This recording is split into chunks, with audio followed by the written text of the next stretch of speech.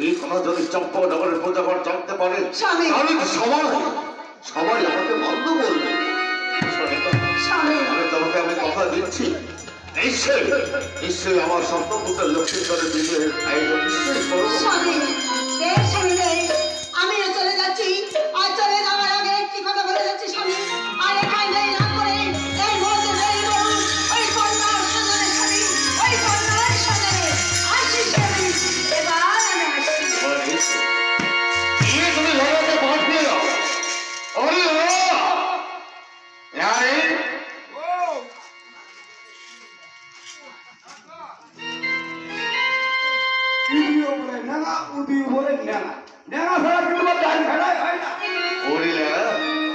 তুমি তো আমার জান হস, তোমাকে জিজ্ঞেস না করে আমি বড় কাজ করি না।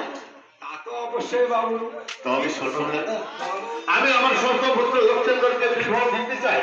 আমি তোমার অভিমত কি?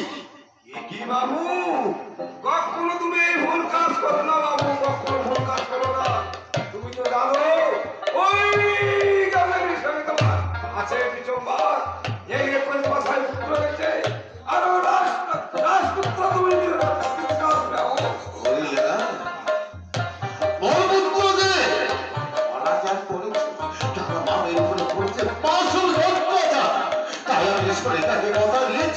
আমি বিলম্বন হাত করে এই মুহূর্তে আমি আমার সপ্তপুত্র লক্ষ্মীন্দরের বিবাহ নিশ্চয়ই আমি দেবো।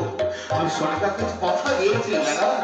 ঠিক আছে বাবু, ঠিক আছে, তুমি যখন আমার আরিমার কাছে দিচ্ছ অনুমতি, ঠিক আছে, আমি অনুমতি দিলাম। চলো তাহলে আমার ভাইয়ের কাছে যাই, ভাইকে বলে ওইটা যাত্রা করবো। আমি চাই আমার সপ্তপুত্র লক্ষ্মী